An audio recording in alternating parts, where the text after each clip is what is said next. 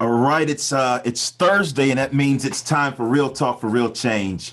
I'm grateful that we can all be gathered here today for our seventh and final RTRC Equity Symposia Series event of the academic year, appropriately titled "Rethinking Schools, Rethinking Learning." Though we gather here together virtually from all over, I must acknowledge that from where I sit here in Madison, Wisconsin, humans have called this place home for over 12,000 years. The University of Wisconsin-Madison rests in the ancestral land of the Ho-Chunk Nation, the people of the Big Voice who call this place Dejope and who have done so since time immemorial. As a university community, we continue to create and build upon our partnerships with the 12 First Nations of Wisconsin. We, as a state university, respect the inherent sovereignty and unique legal status as affirmed and set forth in the state and federal law of the First Nations of Wisconsin. We aim to demonstrate respect for Indigenous people and recognize their enduring relationship to the land, ensuring that these histories, which are often suppressed or omitted, are indeed not forgotten. As we think about the realities and other forms, or think about these realities and other forms of oppression and suppression, this has been an emotional week. If yours has been like mine, we have had countless conversations about justice or the lack thereof, primarily related to the Chauvin verdict and the relentless use of deadly force overwhelmingly utilized against Black and brown bodies across the globe. These realities are heightened or intensified by the impact of COVID-19 and the many compounding issues around race, oppression, violence, and hate that relentlessly plague our society. We recognize and our hearts go out and break for those who have recently lost their lives and their loved ones due to violence across the country. And we stand in solidarity against systemic racism and the multitude of impacts it has on our communities, including police brutality and including our schools and relatedly teaching and learning. While there are many threads related to social and racial justice, policing, and schooling, by the way, if you haven't checked out our RTRC event on policing in schools, we'll put the link in there later for you to check out. But beyond the violence and deaths and school and school to prison pipelines and other injustices, that it negatively impacts our curriculum, our resources, our school climates, our pedagogy, right? And ultimately student performance and outcome. It's telling the resources that we pour into systems of oppression like policing. In many ways, Black and brown people are subsidizing their own executions through the many tickets, minor offenses, and things of that nature that they are being charged with and so forth. This system is sick. To be sure, if we weren't always investing in things like wrongful death suits, we could be using those funds and resources to ensure more equal access to education, like pre-college programs, supplementary education, and other efforts to close opportunity gaps between marginalized and majority students, which could also serve to keep folks of color outside the criminal justice system, because research has shown that once you're in it, it negatively impacts you and yours for the rest of your life. But I'm excited today, excited to turn the corner, to think about and discuss, for indeed the purposes of action and accountability, the dismantling of these patterns of privilege and inequality that are religiously even reproduced inside of our schools. So I know this sounds kind of somber, but I'm setting y'all up for something really exciting, right? Really exciting. We have an all-star cast with us today with some of the most brilliant scholars and practitioners in the field of education. And this is sure to be enlightening, thought-provoking, and importantly, actionable for our own practice. My name is LeVar Charleston. I'm an associate dean in the School of Education. I direct the Office of Equity, Diversity, and Inclusion. And I'm here with colleagues in the School of Education's Office of Professional Learning and Community Education, most affectionately known as PLACE. And we designed this Real Talk for Real Change series to help bridge the gap between issues and concerns in our schools and communities and campus and community strengths. Together, PLACE and OEDI leverages the expertise of faculty, staff, and community stakeholders to focus on critical issues of racial justice in education and beyond, elevating the voices of those on our campuses and community and broader society who are doing the work, and particularly those voices of color. In this space, we value engaging in critical discourse that encourages action, that encourages accountability, that encourages commitment toward diversity, equity, inclusion, and belonging among campus, local, regional, and national committees. At this time, I'd like to briefly introduce our coordinated committee, whom is responsible for the rich RTRC sessions we've been experiencing all year. First, we have Dr. Lisa Barker. Dr. Barker is the Education Director of PLACE, and she translates UW-Madison's educational research into professional and community learning opportunities. She received her PhD in curriculum instruction. PhD in curriculum and teacher education from Stanford University. She was a teacher educator at Stanford, SUNY New Paltz, and Towson University, and began her career as an English reading and drama teacher at James Lick High School in San Jose, California. Next, we have Dr. Uriel Lashley.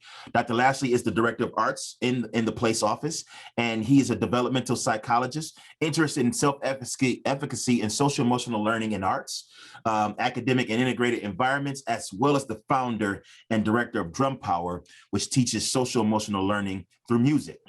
And finally, Dr. Rich Halverson, who will introduce our distinguished panelists for today and will also serve as a facilitator for today's discussion. Dr. Halverson is the Associate Dean for Innovation, Outreach, and Partnerships, and Professor of Educational Leadership and Policy Analysis in the UW-Madison School of Education. His research aims to bring the research methods and practices of the learning sciences to the world of educational leadership and interactive media. Rich is the founder of the Comprehensive Assessment of Leadership for Learning Project and was a co-founder and co-director of the Games Learning and Society Research Center. He's a former high school teacher and administrator. Rich? Thanks, LeVar, for that wonderful and warm welcome to everybody.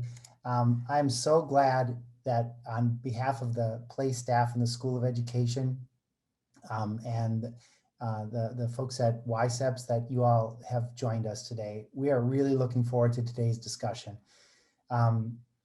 In October of 2020, Dr. Barker of PLACE I read this article from Kaplan magazine about rethinking schools and rethinking learning. And we've been thinking about this article all year long about, as we navigate these difficult times in education, where are we going to land and where are we going to go forward? And so we thought, what a gift it would be for our final conversation of the Real Talk, Real Change series to invite the authors of the article here to talk with us and some of our own community leaders to discuss with us about where should schools go. We have, just go over how we're going to structure the event for today. We have about maybe 50 minutes or so for our panelists to talk about the article, talk about some of the big themes that they see in the article. And then a really important part of the Real Talk, Real Change experience is to discuss the questions that you raise as you're listening. So if you would feel free to put your questions in the chat and to talk with us about what does this discussion inspire for you, then we can ask our panelists and we can have a kind of an mediated interactive discussion. We'll have our closing thoughts toward the end. We almost always ask our panelists, what did they get from the conversation today? And then LeVar will take us home. Let's go to our next slide. The article that we picked today is called Rethinking Schools, Rethinking Learning. It was published in Kaplan magazine in October 2020. And the question, Lisa put the article in the chat. If you haven't taken a look at this article, it's great. You should really look at it. It really help you to get the sense of what the discussion's about today. But one of the key statements in the article is, as we make consequential decisions about public education, we must be careful to say not just what a good school looks like, but what it means to learn, to revisit our understanding of what it means to learn after 30 years of research on learning. How can we build schools that respond to what we know as good learning? And the authors of the article, Naila, Carol, and Maxine, go to the next slide, propose this idea, the RISE idea, which is that good learning is rooted in our bodies and brains through our social and cultural practices, integrated with human development, emotion, cognition, and identity, shaped through culturally organized activities of life in and out of schools, and experienced in our bodies through social interactions. These are key principles of what we mean by learning sciences moving forward, and should really act to influence how our schools work. Our panelists today, as LeVar mentioned, are just some of the leading scholars in the world of education today. We'll start off with our own Dr. Maxine McKinney de Royston, who's a professor in the Department of Curriculum and Instruction here at UW-Madison.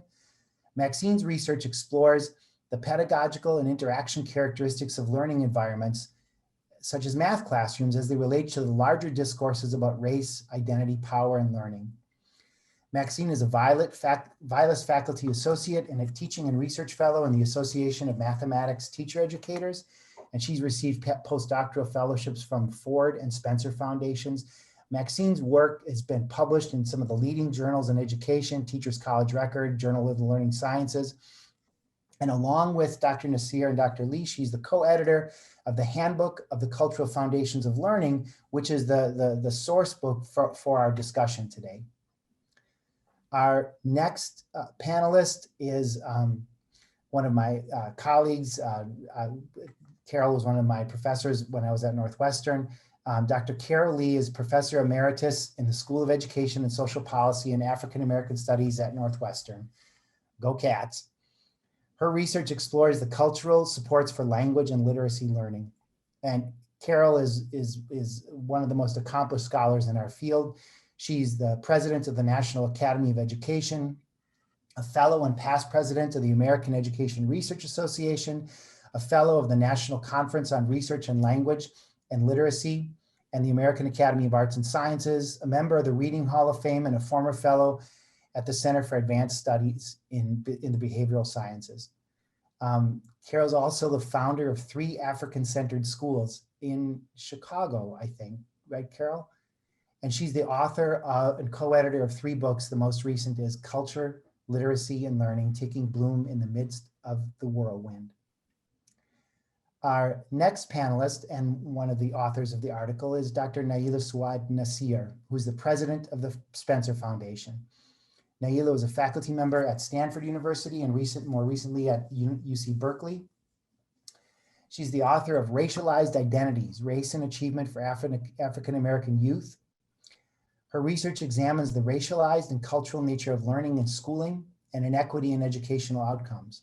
One of my favorite features of Naila's work is how she examines mathematical thinking and learning in out-of-school activities like basketball and dominoes, looking at areas where teaching and learning is organized in ways that support a wide variety of learners. Dr. Nasir is president of the American Education Research Association, an AERA fellow, and a member of the National Academy of Education. Now, our discussants are leaders in our own community here in Madison. We are very happy to welcome Dr. Carlton Jenkins, who is the superintendent of the Madison Metropolitan School District.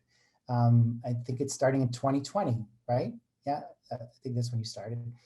He previously served as superintendent of the Robbinsdale, Minnesota School District, was the chief academic officer for the Atlanta Public School System, and the superintendent of Saginaw, Michigan Public Schools.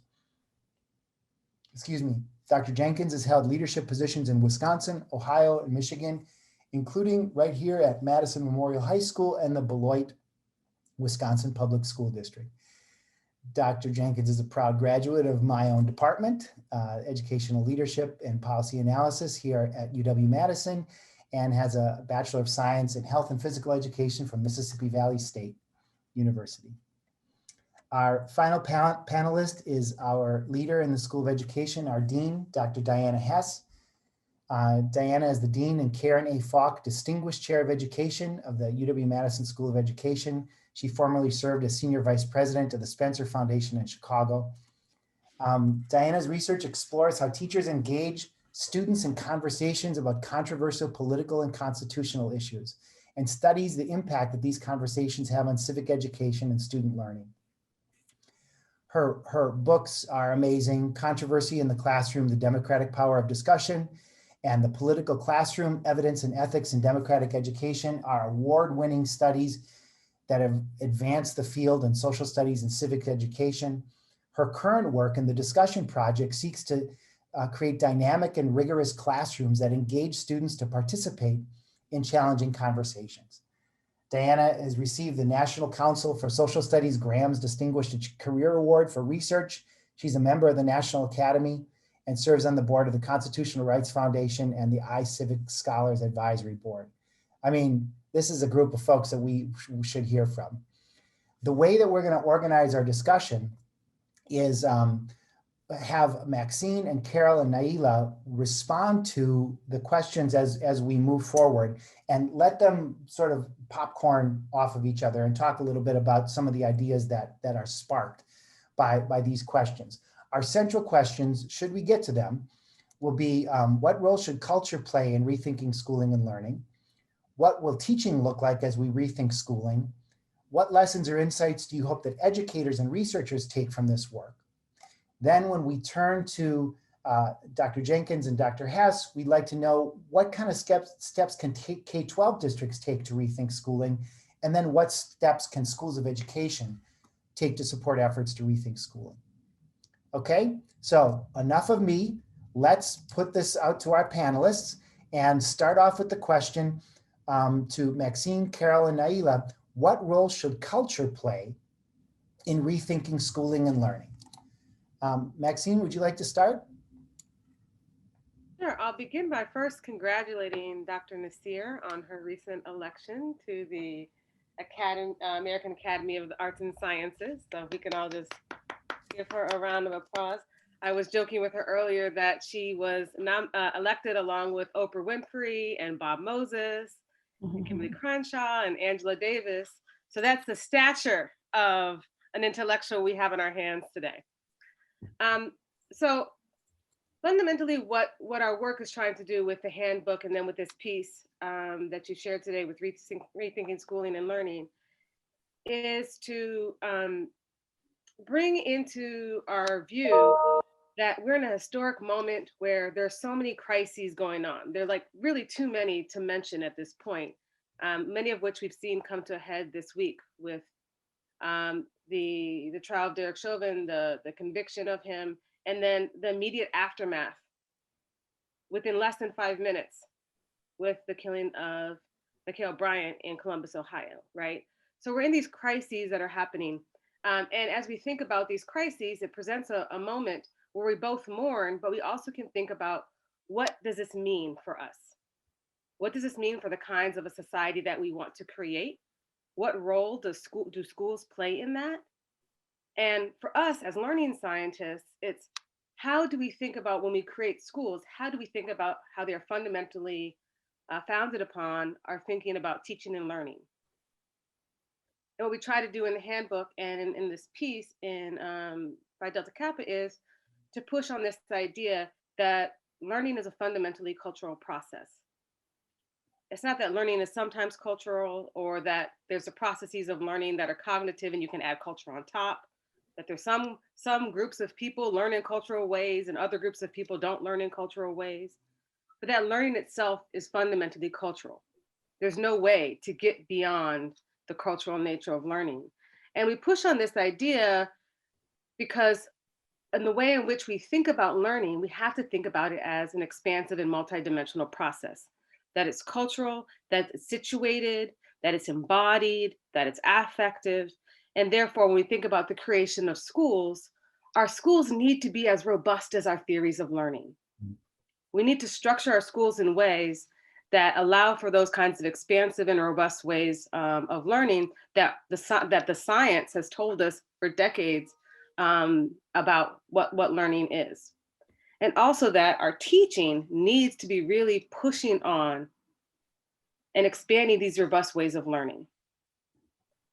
And unfortunately, what we're seeing in the last year and a half is that sometimes our imaginations about what learning can be and what learning can look like and what schools can look like are too small. Even though I think at a fundamental level, we understand the expansive nature of learning and the expansive possibilities for teaching and for schooling, because we envision them all the time, right? And I work a lot with teachers, And I hear teachers talk to me about what they imagine for their learners to do, what they want imagine for their teaching practice to do. And then sometimes I go in their classroom and I'm amazed and I'm surprised. And other times I go into the classroom and I'm like, well, what happened to that thing we were talking about? That seemed really cool. And I don't see that playing out in what we think that we're able to do. And that's because sometimes our imaginations for what is possible doesn't line up with what our goals are lined up with what we feel like we're able to do. So I think of these pieces were really trying to push us to leverage the best of what we know about learning to be able to construct better schools that support intellectual thriving and well-being, not just very narrow views of learning or very narrow views of what it means, what kinds of content we might learn. I'm going to pass it off to my wonderful co-authors. I see Carol here, as well as Naila. So I think my comments will straddle a bit across the three questions that you have. And part of what we were attempting to do in the handbook and produce the piece in Phi Delta Kappa in order to reach a broader audience than we anticipate might, unfortunately, not buy our handbook. And that is,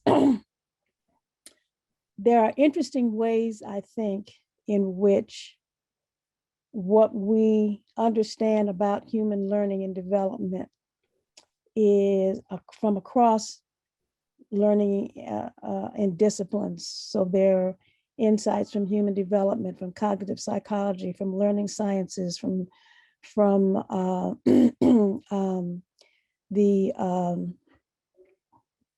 variety of fields in the neurosciences that are tending to converge around some big ideas.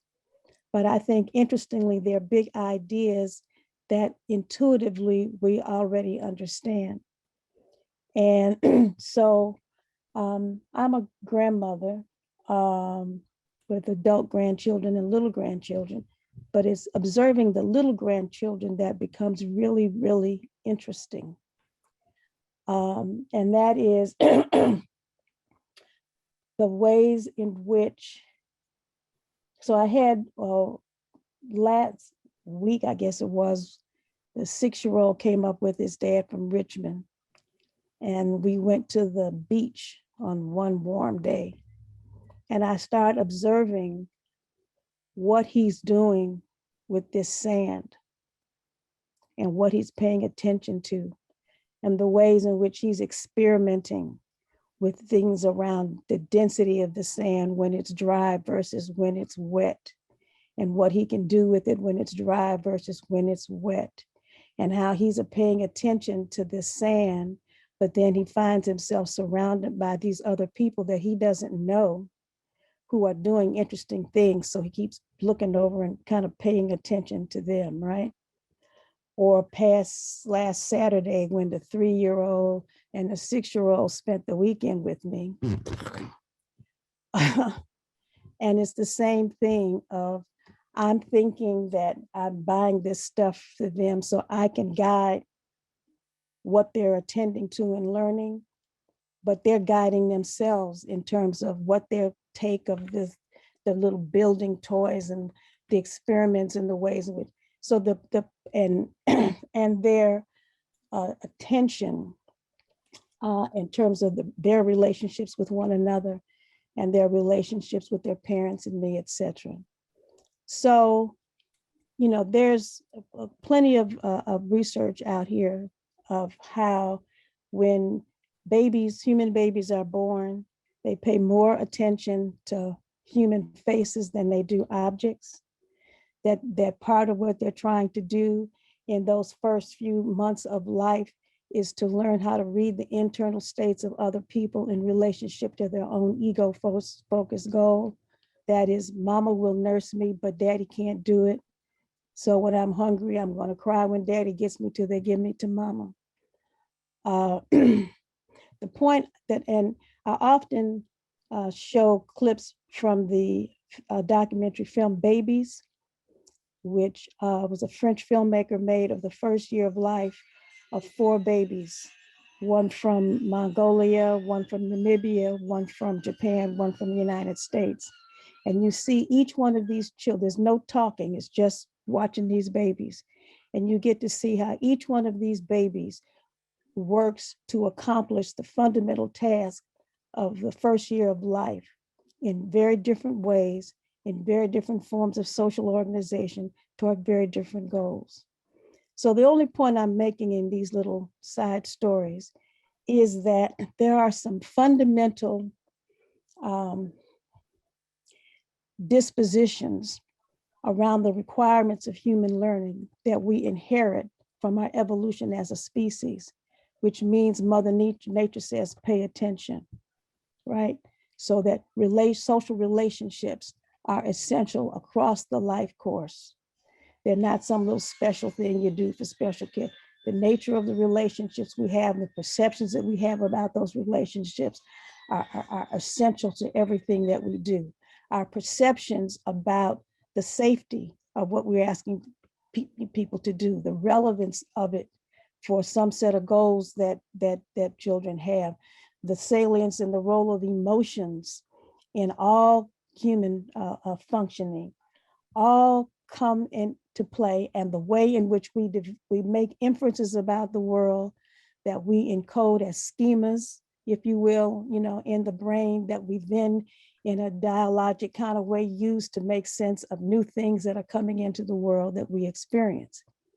So we all intuitively understand these big principles, all these RISE principles, we intuitively understand them, but we have come into a kind of historical meta-narrative that says that culture is an add-on or a box. Either it's an add-on or something.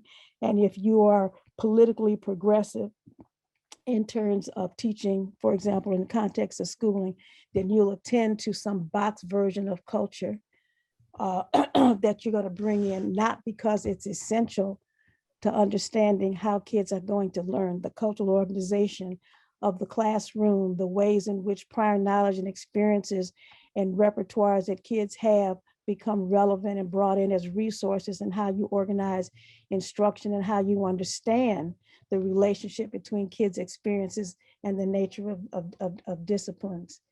The ways in which we have got to reinterrogate in terms of the content knowledge that kids are expected to learn in school, of understanding how each discipline that we teach, mathematics, science, history, etc., are rooted in across historical time in terms of how human communities across time and space have contributed to the evolution of these disciplines that we teach in this special place that we call school. And so these disconnects that Maxine, has talked about, I'm arguing they are arbitrary and they're ideologically driven. They're not rooted in what we fundamentally know about human learning and development. And I'm suggesting that the convergences across these sciences are catching up with what your grandma knew or knows, right? Because that's how she or he, grandpa, supported your ego-focused needs, your relationship building needs, your sense of safety, your sense, of relevance, and your use of knowledge to do meaningful things in the world. I'm gonna make 2 other slight quick comments because I get to be long-winded and then move on. And that is that one of the challenges we have around the notion of the role of culture is we have been blindsided by the notion of culture as being static boxes that can be defined by social ascriptions that we make, right? So we ascribe people to being part of a racial group with understand that race is a social and a political construction. It is not a biological construction. You don't inherit a set of social practices because of the amount of melanin that's in your skin. You inherit social practices by virtue of variety of kinds of communities in which you participate. And those different kinds of communities have different salience, have different historical significance over time. So I have an identity as a woman who has given birth biologically to children, and it is a cultural aspect of my identity that I share with other women who have had this similar experience. I'm a woman of a particular age cohort, so I sort of came of age, if you will, in the 60s, and a whole set of social movements that were intertwined at that time are part of how I see myself. You know what I mean? I've been a classroom teacher. That's a part of my identity. I'm Inez Singleton's daughter. So my mother's head is always in me. That's another dimension of my identity. So we have our children, our teachers, we all have multiple dimensions of identity based on communities of social practices that we're engaged in. And so how we conceptualize culture is going to be very important for how we think what the implications of this conception of culture are for how we teach and how we organize schooling. And my last comment is that children, human babies are not like turtles, right? The turtle gives birth to whatever the little egg thing, leaves it in the sand, and mama said, see you later, it's been nice knowing you, because that infant turtle born is capable of navigating the world. Human babies are highly, highly dependent on social supports from others. And those social supports are all, whether it's from the family, from the community, from the schooling, peer social networks, are all intended to prepare the young, the infant, the young child for the responsibilities and the challenges that they will face as adults. And school then has a very special role. If you're going back to the current situation, which is just a repeat of historic, situations. And when I was 10 years old was when Emmett Till died. And I can remember opening that Jet magazine and seeing the body of that boy.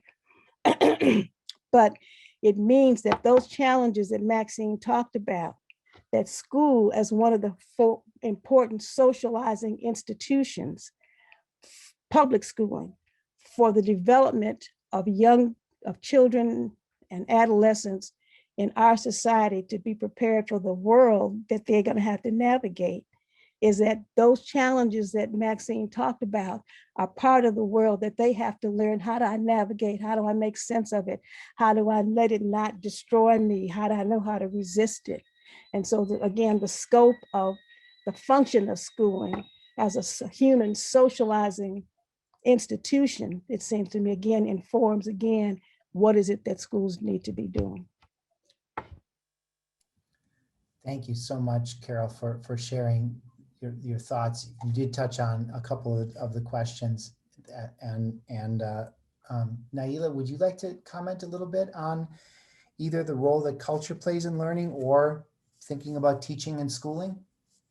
Yeah, I'll provide a few comments and kind of transition us into that second question. I think my colleagues have talked extensively about culture and how we're thinking about culture. I did want to say that part of the point of the article and the handbook and our collaborative work is to argue that there's a connection between how we conceptualize learning and what learning is and how we organize teaching and schooling, right? It's a relatively obvious point, but our schools and too much of our teaching is based on a transition model of learning or a purely cognitive model of learning that centers learning as something that happens in the head only.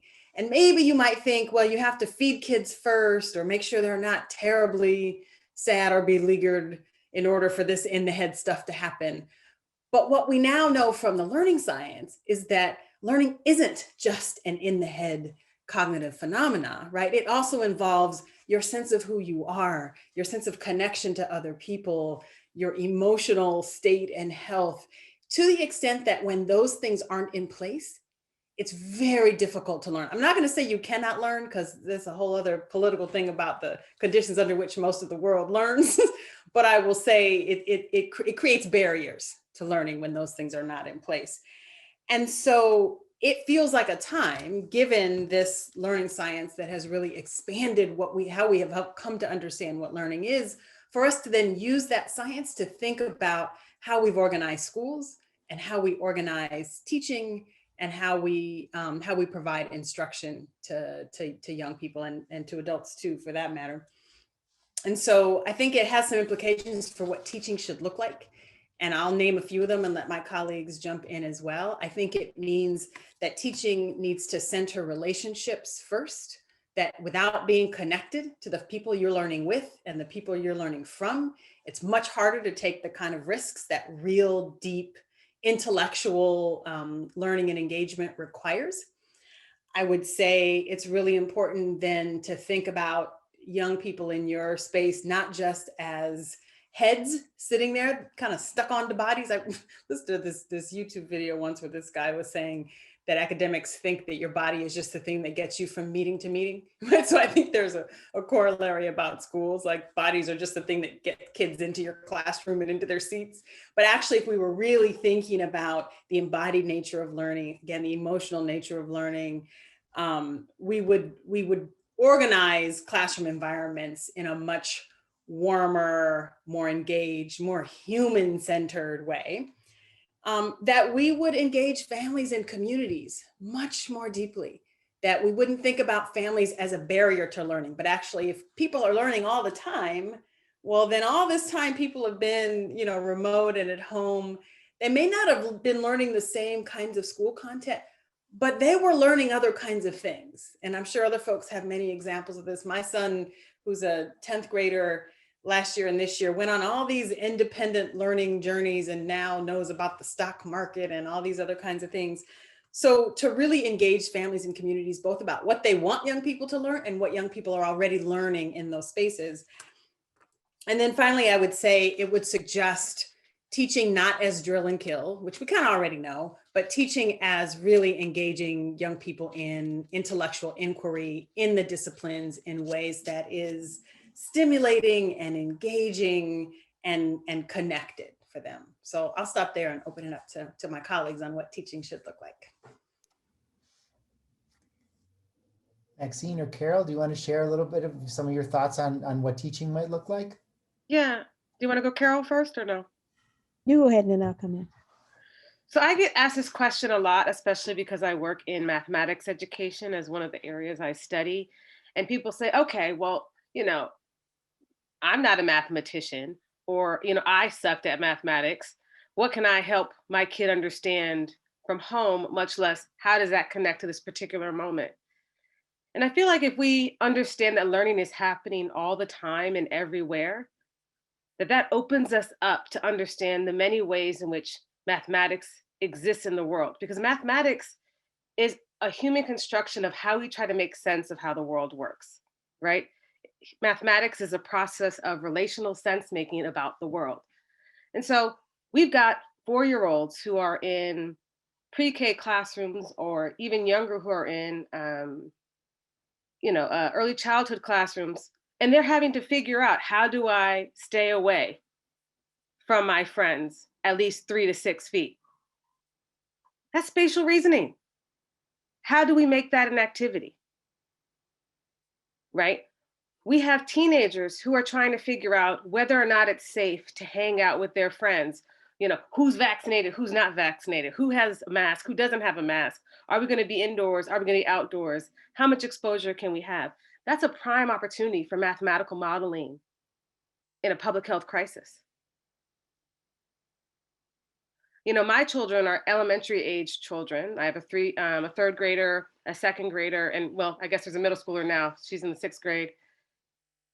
And there are so many things that they are thinking about relative to the pandemic, relative to what is going on in terms of anti-Black racism, anti-Asian racism, that they're learning about what it means to be in the world. And they're connecting those ways of learning to the things that they're learning in school. But then there's many things that they're learning that are not connected to what they're learning in schools. And so being at home now, I have the opportunity both to see the teaching that they experience and the kind of learning environment that they experience, as well as how, which is the new part for me, how my kids are engaging in that from home. And so I've heard them say a lot of things that show me the edges of what we could be doing in schools that we're not yet doing. So for example, this wise 8-year-old that Naila is talking about, I heard her one day in class when the teacher was talking to someone else, unmute herself and say, I don't think that we should be discussing this if 2 of the kids are not here, because 2 kids had gotten kicked out of the Zoom. I don't think we should be discussing this if the 2 of the kids are not here, because they're not going to be able to learn this because they're not here right now.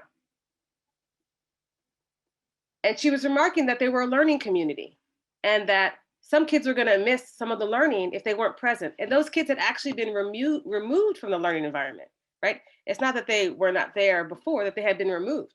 And so she's remarking on a social activity that's happening, a policy that maybe they broke, that is therefore going to affect their learning, but also seemed to affect her because she had something to say about it.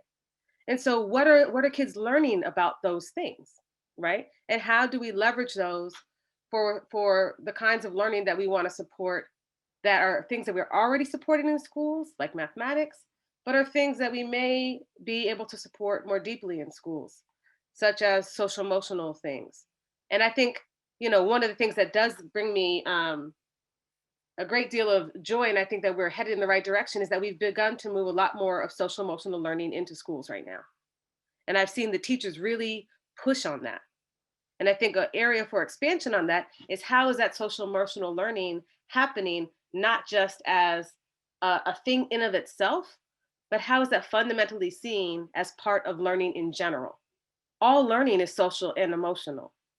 We don't need a 15-minute block to focus on social emotional learning. How can we also bring that into all of the kinds of learning that we're doing? So if we're talking about mathematics, how do we understand that as a social and emotional learning process? Part of it means that we understand that people have relationships with mathematics before they come to school, that they have relationships with mathematics and histories with mathematics in school, and how do we repair them when they need to be repaired, and how do we leverage them when there's already strong ones that exist? And I think teaching can be really thoughtful about pushing that kind of relational, social, and emotional aspects of learning towards particular curricular and intellectual ends. Carol?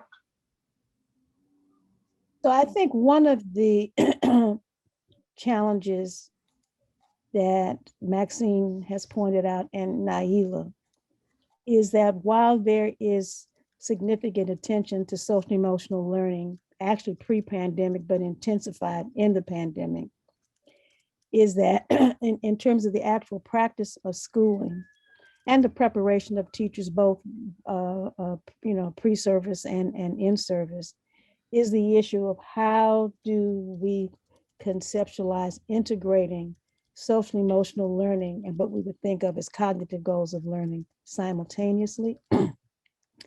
And while there's a lot of work to be done, I think you have one of the questions coming up about research. I think is an important area of research, but I still want to fall back to say that we still have a fundamental understanding about social emotional learning, social emotional well-being, and how we conduct work in our everyday lives. So we know that in order to sustain relationships over time, those of you who are married or have long-term, personal relationships, either romantic or otherwise, long-term friends, know that you have to work to read the internal state of the other person in relationship to yourself. You have to try to create environments where people feel a sense of belonging, a sense of safety, and a sense of connection. You can't sustain long-term intimate relationships with other human beings in the absence of figuring out how to cultivate those. And you can't buy a book that tells you how to do it. It's a relational dance, you know what I mean, that you get feedback and you respond to that, etc. I think that another central challenge is how to integrate this attention to social and emotional learning, sense of self-efficacy, belonging, etc., to the demands of learning in the discipline. So I appreciate Maxine's sort of focus in mathematics, because again, school is a very special place where you learn content in disciplines, some of which you can infer from your experiences in the world, and others that are highly specialized, right? And so I'm thinking, for example, in math, Rico Gutstein's work from UIC of helping kids to use mathematical reasoning to examine sources of social inequities in the neighborhoods, you know what I mean, in which they live. Being able to focus on issues of probabilistic reasoning around the kind of data that even kids are hearing in the news about the spread of the virus, and how, and you know, what various data displays mean, because the impacts of that are real. They may have lost a parent, a friend, you know, they themselves may have caught COVID, but being able to make those connections between how formal conceptual knowledge, epistemological orientations of valuing complexity, and reasoning in the disciplines we teach in school and across them have actual usefulness in the world. That's one aspect. The other aspect that I think has to do with a broader sort of socializing for helping children to understand the diversity of human experiences across time and space. For example, there's supposedly what some group of the senators or something in the Congress talking about forming a special group to support Anglo-Saxon values or something, which is totally in the absence of understanding any history, right? The Brits were hanging the Scots and the Irish before they ever got over here, you know what I mean, to start lynching Black people. You know, history of immigration in this country, the Anglo-Saxons, if you will, they didn't want the Irish, they didn't want the Italians, they didn't want the Germans, they didn't want the Russians. You know, there's a book When the Irish Became White. I'm just saying that that knowledge in these disciplines become useful tools for interrogating the challenges in the world. On the math side, when I was teaching third grade, when we started our African-centered school, and I trained as a high school English teacher and ended up teaching third grade in the 70s in the midst of the math, whatever it was called, movement at the time. So I was supposed to be teaching about bases. So I taught them the history of the Arabic historical basis of the base 10 system that we use, you know, base 10 additive system.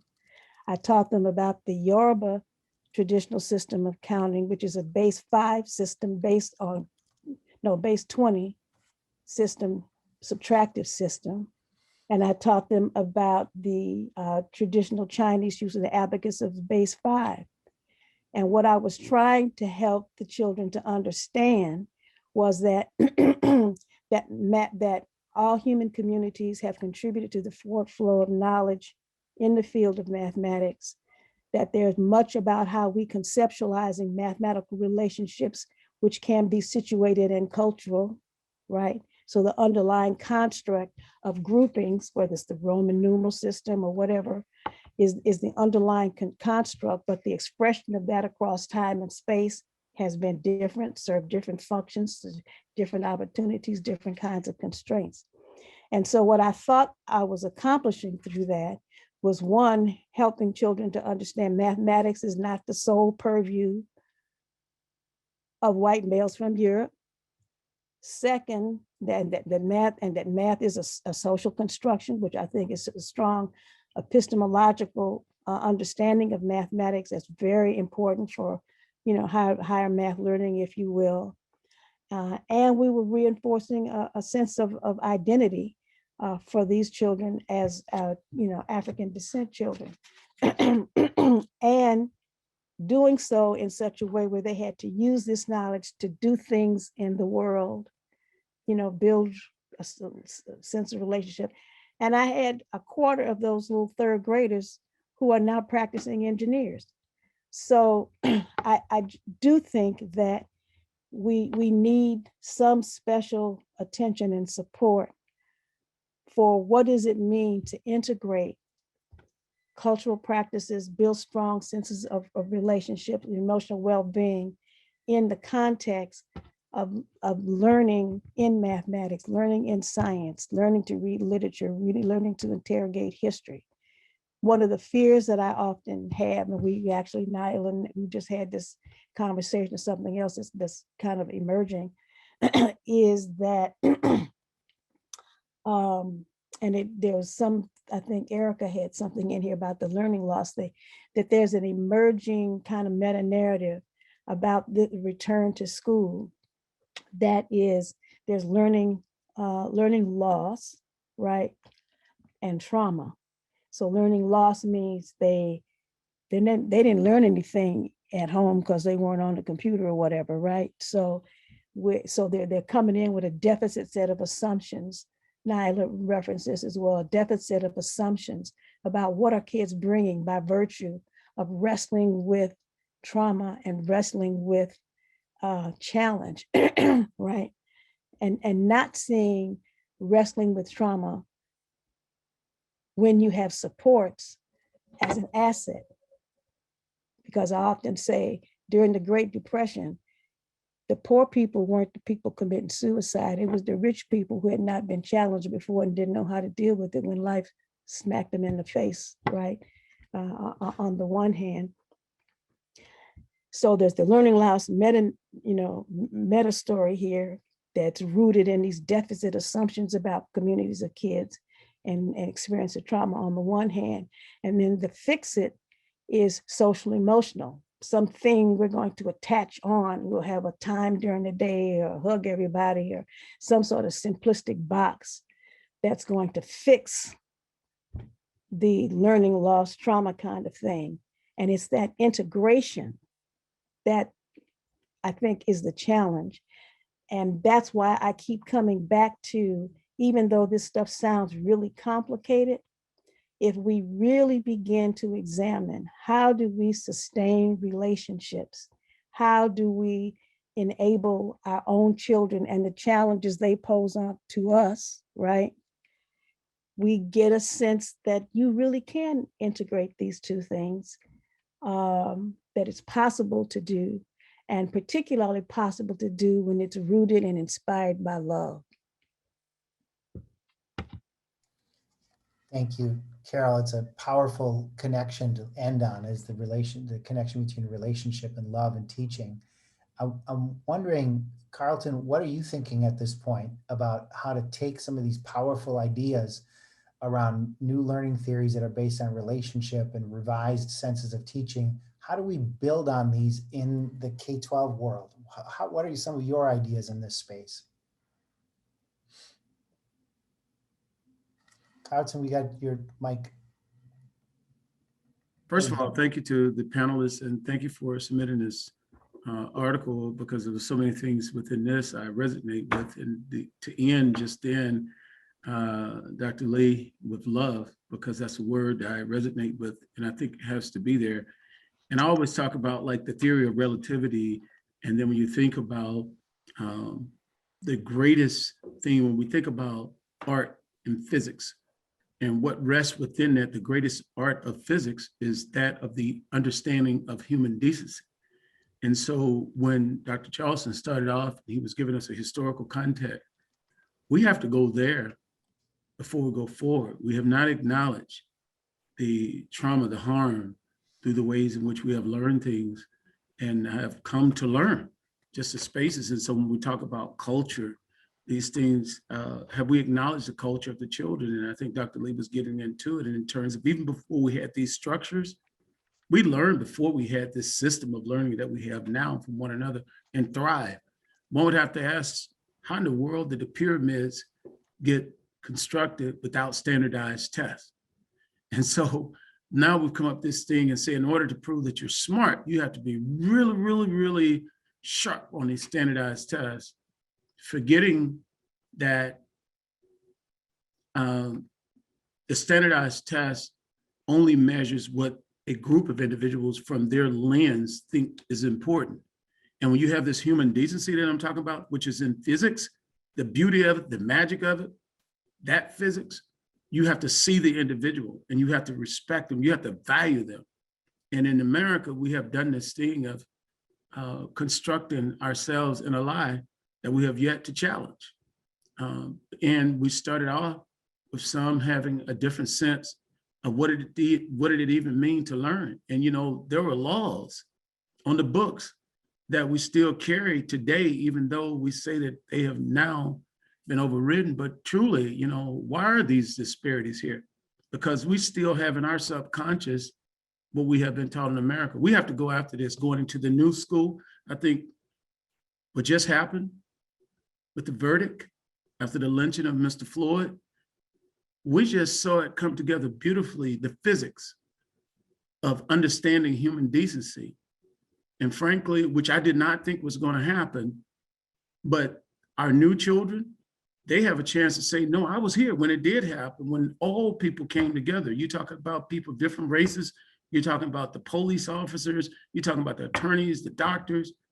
I think we have an opportunity now to move to a new type of learning that's not just so focused on just standardized learning. I'm not saying that we don't assess, but I think as we move forward, we can bring this beauty in of humanity and love into this new way of teaching our children. So I think as we set up for tomorrow, as we have this big idea going on right now, the Shark Tank, as we're looking at how we're going to be spending some of these new dollars to infuse transformation into our educational system, I think we got to really think about who learning is for. And I think just like it's stated in the article initially, as we have always concentrated on the cognitive piece, the behavior piece, and the social culture.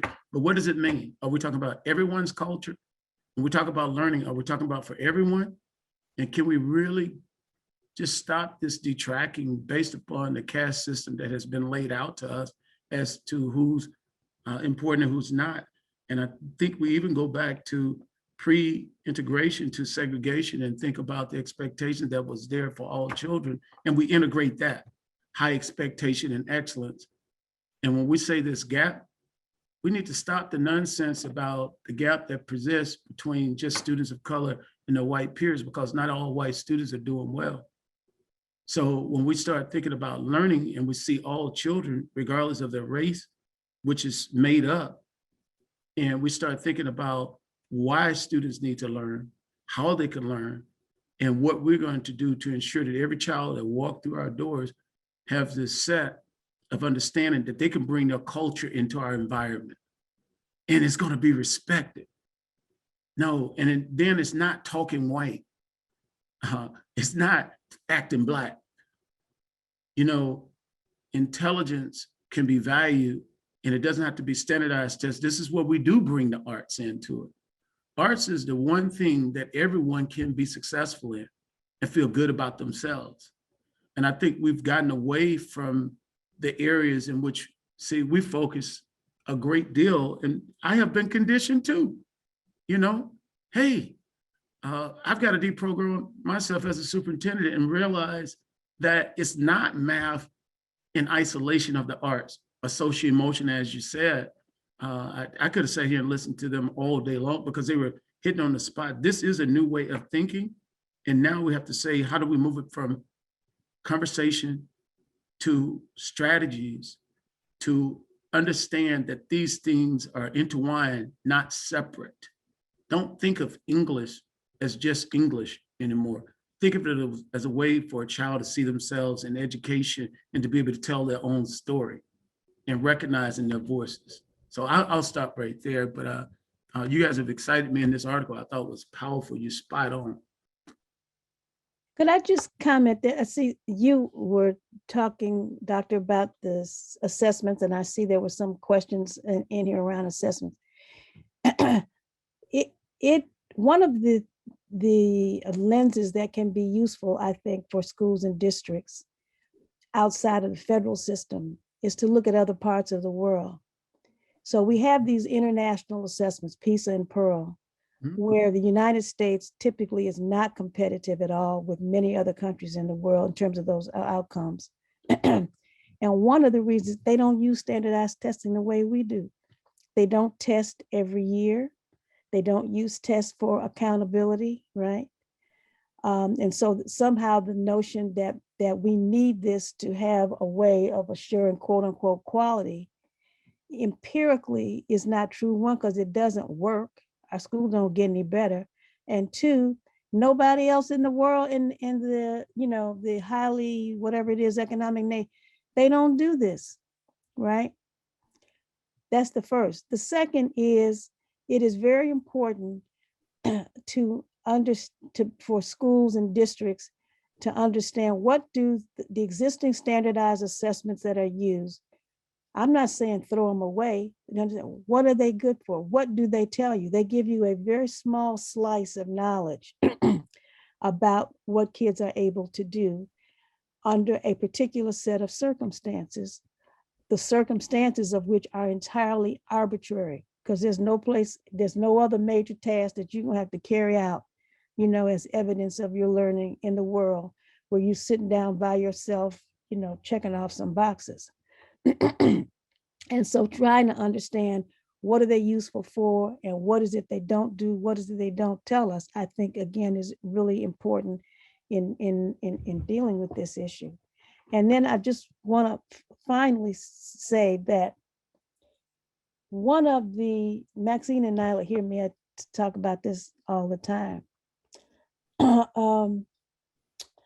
The trauma that we are living under today, I'm just going to say, as people of African descent and other populations who are, what's happening with the 8 people, that guy in New York, taking this woman, Asian, and throwing her down. All this stuff that's going on here now is not new. And it is not the same as Dr. Jenkins, what your ancestors and my ancestors experienced under what I call the Holocaust of enslavement. And so what those people and others, you go in indigenous communities, Asian American communities, you can find the same thing, and quite as kept poor white communities. Poor white communities have persistent intergenerational poverty, right? Is that people had belief systems and social networks and practices that allowed them to be resilient in the face of trauma that we cannot even imagine, right? I always tell the story about New York, Wall Street is an African burial ground. Back in the 90s, the Schomburg Center for Black Culture pushed to have it recognized as sacred space. They worked with archaeologists from Howard University, dug up remains of people from the 1600s, 1700s. It was clear evidence people were in ill health. What they hadn't anticipated is that those people buried their dead in positions with markings on the body and amulets that said, "I'm Yoruba. I'm not a slave. I'm a Yoruba man or woman. I'm a Khan. I'm Igbo," right? There were these other people who thought that they owned me. They were misguided. They had their problems, but it didn't get internalized to me. And so one of the questions, I think, is the question of what is the role? I'm very clear about the role of families and communities in preparing children to be like those who were buried in markings that said, "I'm a Khan, I'm not a slave." But there's also the question of, is there in fact a role for public schooling to prepare young people, both who think that they are empowered and those who are going to, kind of wrestle with all of racism and stuff that's out there? Is there a role of public schooling? And I think, as you implied, that you could look as a very interesting model is the organization of schools in the South, segregated schools in the South under Jim Crow, that were public schools, right? But saw a fundamental aspect of the work that they did was to prepare young people to understand, engage, and resist the sources that were out there seeking to oppress them. And I thank you for that, Dr. Lee, and you're exactly right. I was saying the characteristics that come from schools when they're in segregated spaces built a resiliency in our students, and that's the physics in which I talk about that come from a place where human decency within their communities, they were recognized. And when we start to integrate, I believe we can have integration, and I believe we have to deconstruct what we are right now so that we can see everyone. And I think to the whole part of assessments, for me, the performance of international student assessment, the type of assessments, other countries don't assess everyone like we do, but I think we start early on, before our kids even hit school, we lack human decency about the expectations that we have for them. So when they arrive in schools, a lot of our children regress instead of accelerating, and that's children of different races alike. So I think this is a meaningful opportunity to take the time to understand, to think about how culture is a part of every child coming to school. And I'm glad that you accentuated all these other groups of individuals, because it was this whole thing around race, black and white, is not even real, and we still continue to perpetuate it.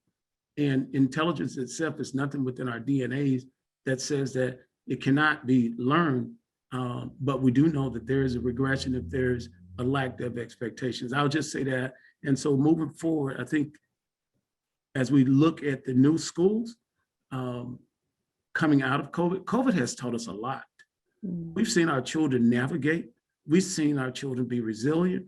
We saw at the beginning of COVID, our children did not have the same level of access when you start talking about poor children, when you start talking about African-Americans, Latinx, children and poor white kids alike. But we've seen them come back, and we saw children trading for hot spots, working with one another, even when we couldn't provide them on time, right? So they learned the art of negotiation, collaboration, all these other things. So when everyone talks about these learning laws, I always like to also point out there were some learning gains, maybe not to our traditional understanding, but our children are going to be fine. I'm wondering whether or not we as adults are going to be fine. As I hear people say, let's get back to normal, let's get back to tradition. Well, heck, traditional did not work for a great deal of kids, including many of you on this call, but you made it through. Okay, so that's kind of where I am. So looking forward to your question, Rich. I just think we do have to rethink it. I think it's a place for assessment. You have to do assessment, but are we assessing the right thing? And every time we say, hey, a 4.0, does that really mean anything? What did that kid learn? And Carlton, you muted yourself.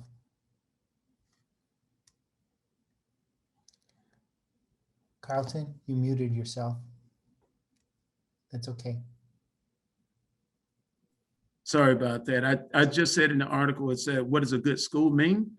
I think in the article, as it said, we've got to start revisiting that. What a 4.0 student, what does that really mean?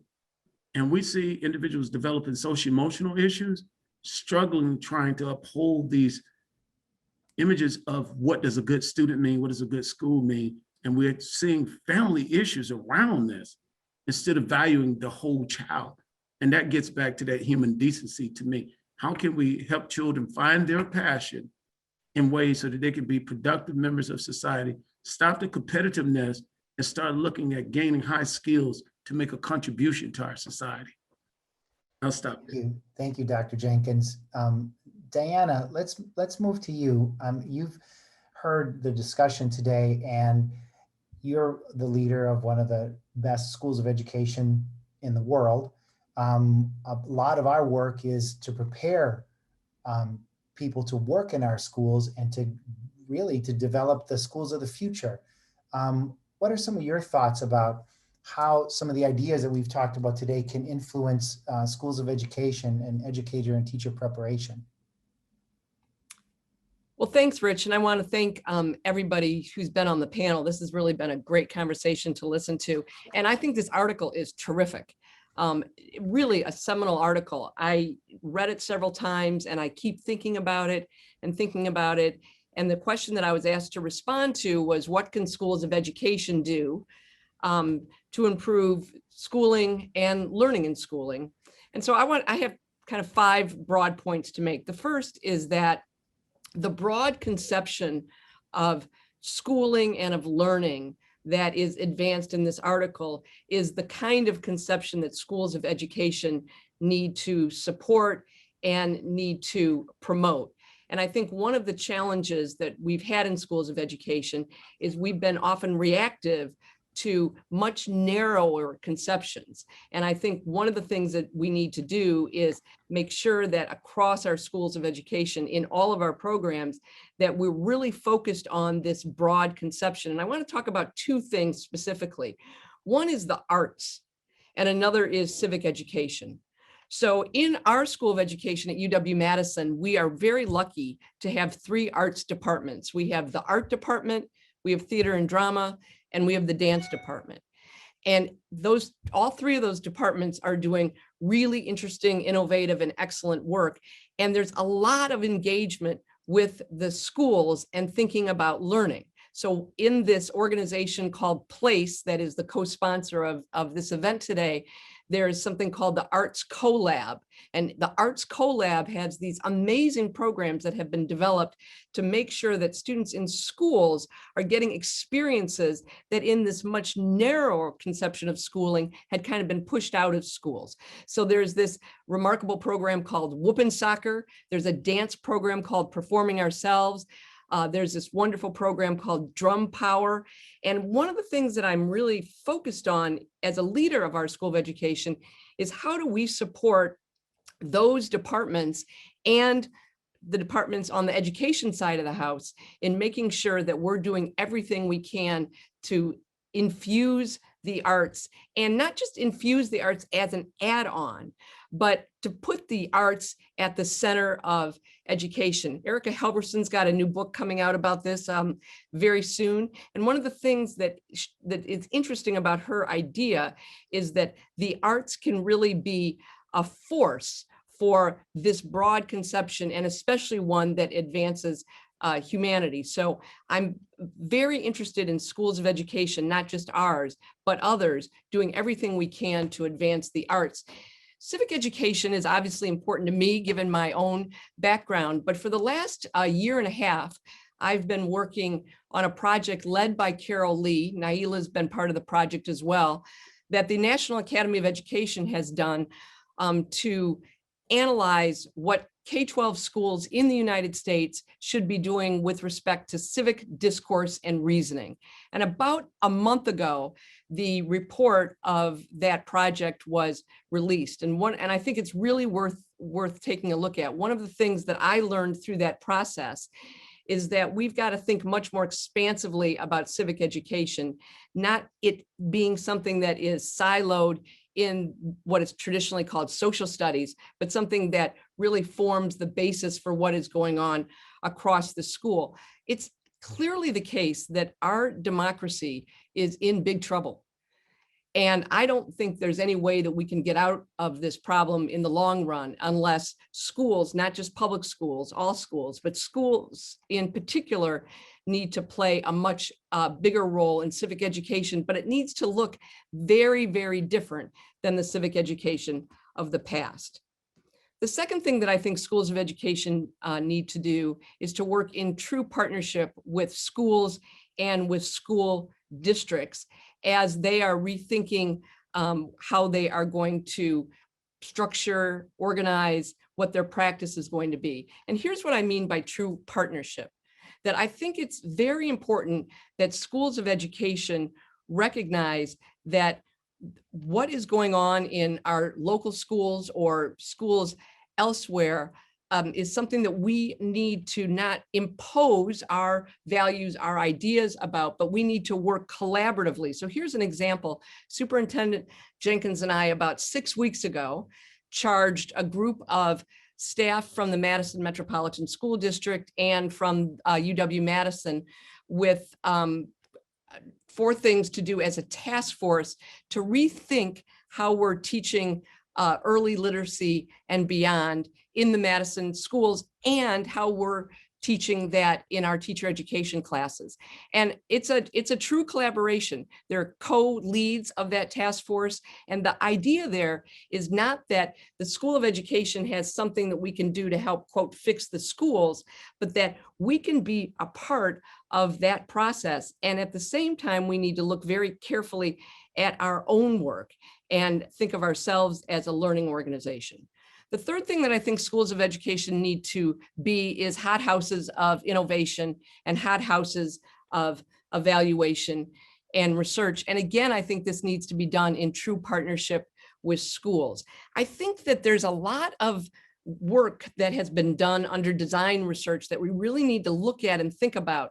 And I think there's a lot of really great development that can be done in schools of education with schools and school districts, and to really focus very, very intensively on whether what has been developed is working, what do we mean by working to begin with, and for whom, and then keep at it, keep designing and redesigning and try to come up with things that we think work really well. I think that's a real strength of schools of education, and I think the more we do in that regard, the better.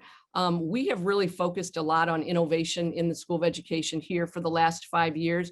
Rich led a program called Grand Challenges, where we invited faculty and staff to come up with new ideas that would be across discipline.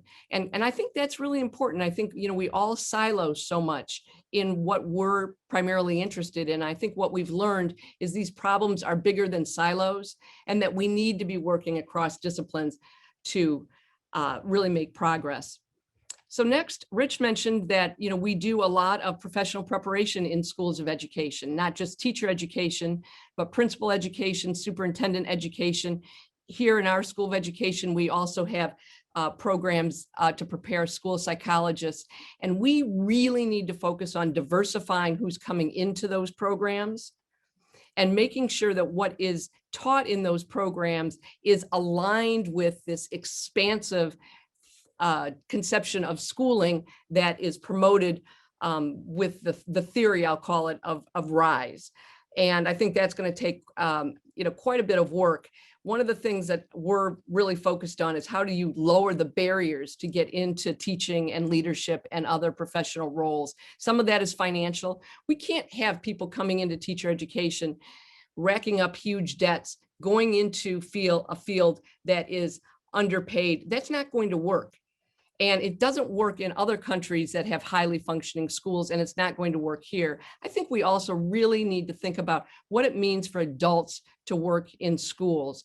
And just as schools need to change for young people, they need to change for adults. They're not working well as learning organizations for adults. And then finally, let me just end by saying that in schools of education, we need to continually rethink what we're doing. We need to be researching our own practice and learning from our own practice, so what we're doing can advance what the schools are trying to do, and that we can do it in partnership. And I think it's very, very easy to get stuck.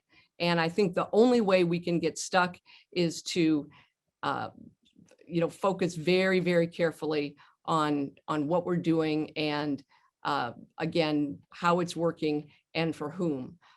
Schools of education, like schools, need to be learning organizations. Thank you, Dianna. That was awesome. It was a really nice example of clear pathways to go forward. I'm looking at the time, and we want to be responsive to some of the questions that folks have asked us. One of the themes that's come up in a number of questions is the idea of sort of the constraint of standardized testing.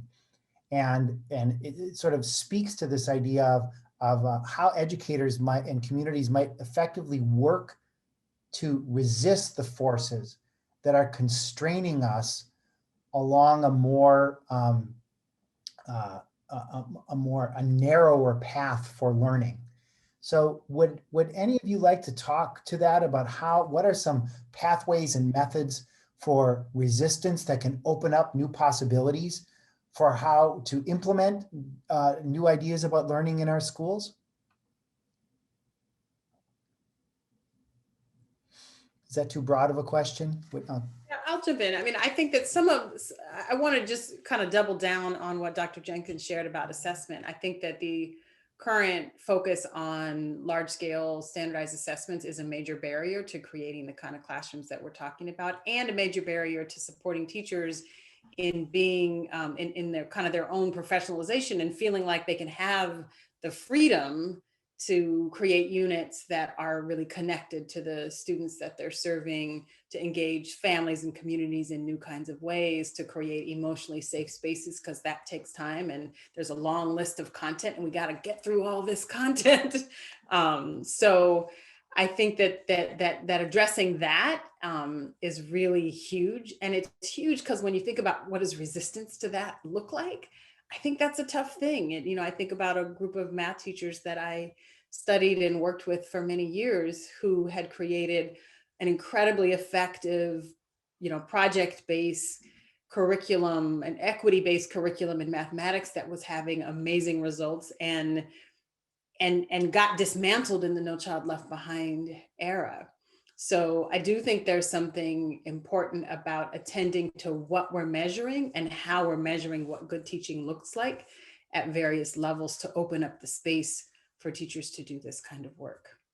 I will say that I've talked to many superintendents who are aspiring to do this already, who get that this is where we need to head, especially now. And I think some of these broader structural kind of political issues turn out to be where the barriers are. It's sort of naive. It reminds me that the point that Carol made earlier, that sometimes the things we take as given are, historically you realize them as ideological constructs and they come to be and pass away. And maybe this is a time. Yeah, like in-person schooling, right? Like we took that as given and the only way. And then all of a sudden the world changes and we can turn on a dime. And for me, that was like, wow. What's exciting about that is our systems can change when the conditions change and the values change. So one of the things that I think we haven't talked about in relationship to the question that you raised, Rich, is how those of us who are interested in influencing these shifts, what we understand and don't understand about the policy world. So while, you know, Dr. Jenkins could make the decision about at one level, the use of standardized testing in his district, the federal government can also tell him, no, if you want to get these, you know, federal funds, you've got to give them. So I think some attention to the nature of decision-making that influences a number of practices, including standardized tests. And one even interesting example of that, I think, is the evolution, for example, of the Common Core standards, which was intended to be a kind of, you know, sort of major shift, and how that then led to these testing consortium with Park and, you know, Smarter Balance.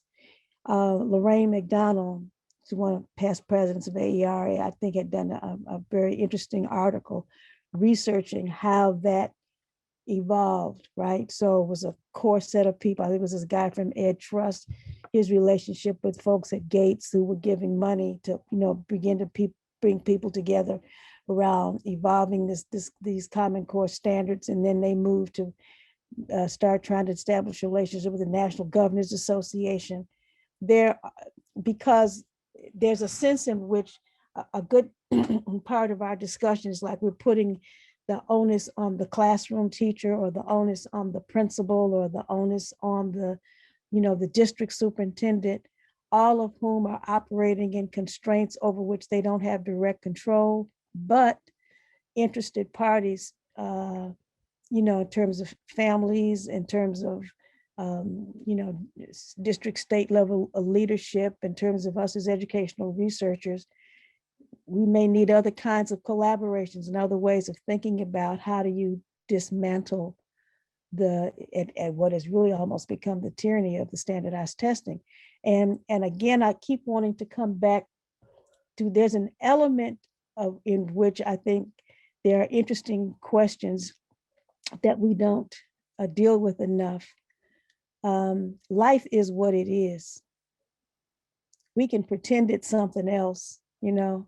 Mother Nature is what she is, you know. I mean, you have to teach children to not want to learn and not want to explore. You have to teach them to hate. You know, you have to teach them to look down on people. They don't come into the world as babies, even as young children. Was that song was a South, you have to be taught. And so the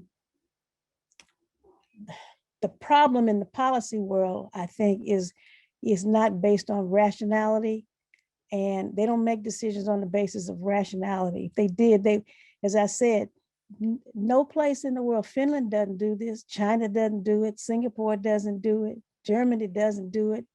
They beat us on the international, you know, assessments. So you would think rationality would say, well, maybe we ought to rethink this, since the people who are beating us on the consequential international assessments don't do what we do, but we say, no, we're gonna keep doing them anyway. So all I'm saying is it's a dimension, it seems to me, of the challenge that's worthy of discussion. I want to jump in on that and do a bridge between what Naila and Carol were just saying. You know, I think the pandemic has taught us that we can do things much more dramatically and much more quickly than we ever imagined. And here's an example with respect to standardized testing. Many universities and colleges did not require any test scores this year to apply for admission. We had 56,000 students apply for a freshman class of about 7,600, and no test scores were required at all. And, you know, in the past, people would have said, oh, there's no way we could do this. We have to have the test scores. They're an important proxy. They predict things. There's, you know, we would be overwhelmed with, you know, 56,000 applicants. We weren't. They figured out how to do it. We've admitted the most diverse freshman class that the University of Wisconsin-Madison has ever admitted. And so, you know, what I'm nervous about is I don't want this to come back. You know, the fact that we got rid of these tests, we've got to take that pandemic induced change and make sure that when we don't revert back to normal, because a lot of what normal was just racist and discriminatory. And I think this is a good opportunity for us to say, look, for all sorts of reasons, we had to quit doing these really stupid things. Let's make sure we don't reinstitute them again. Yeah, and I would just like to add in, just like even I think about Finland, because I'm always looking at Finland. Finland did not used to be at the top, but right now they have the lowest degree of separation between their highest and lowest socioeconomic students in the world. And they started with policy. Policies impact practice, which impact the people. And it's all at the within the infancy of what we really want to happen. I am one who's definitely in the movement, but I do say, but before you dismantle, you probably should have a pretty good idea of what you're going to do next. And I'm stuck almost after the verdict, because I was like so believing it wasn't going to happen. I had to get myself together these last couple of days so I can say, okay, now we're going to move forward with the next step. We can't get caught like that. We're going to have to think about, as we dismantle these things, what is it that we're going to measure to say that this is good or this is bad? Because otherwise we're going to revert right back to what we have right now in terms of a group of individuals with a very narrow view saying, putting their values on everyone else. So I'm down for it, but I think we need to have some robust discussion and come up with some robust strategies.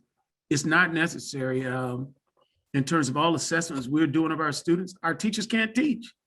They assess, and then they have to assess, then they have to assess.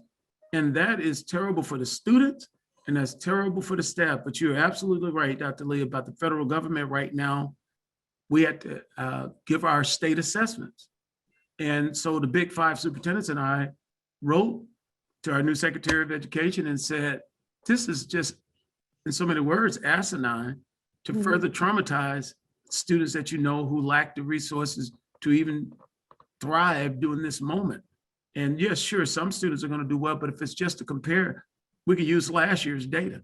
It doesn't make sense. So I am appreciative of this conversation and these words. And Dianna, definitely what you just said in terms of at the crux of it, we know that these are racist ideologies. Are we going to call it out? And then instead of calling it out, why don't we call the people in and let's have a real conversation about moving it forward?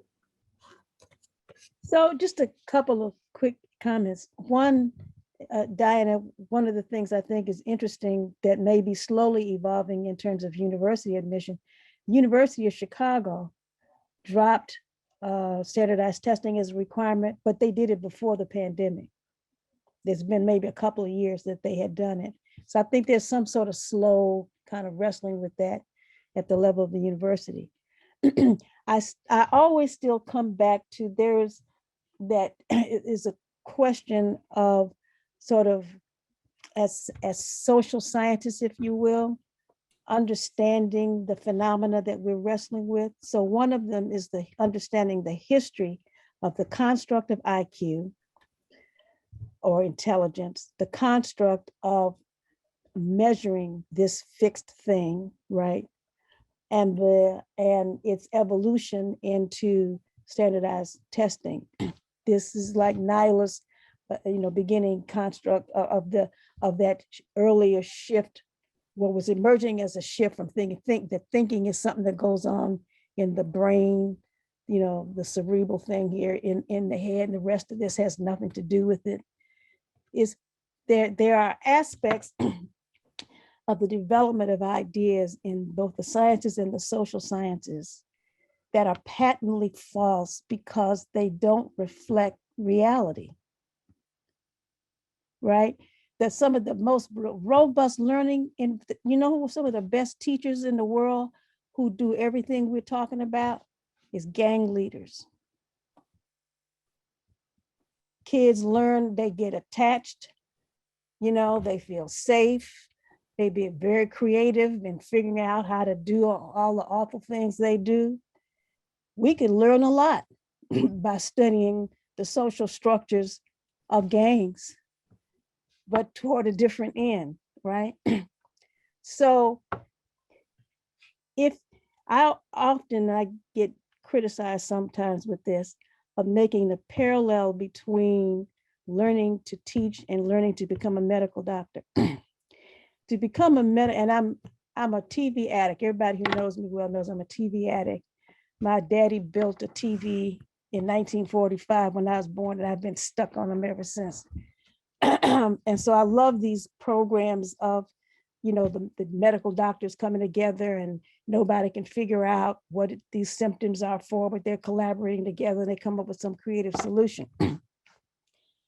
Li Ping Ma, who's a math educator, I forget the name of the book that she wrote, but she worked with a group of teachers from the United States and China, primary middle school teachers. So the middle school teachers, she gave them the problem of dividing fractions with unlike denominators. All the US teachers could solve the problem. Not one of them could say why you did what you did.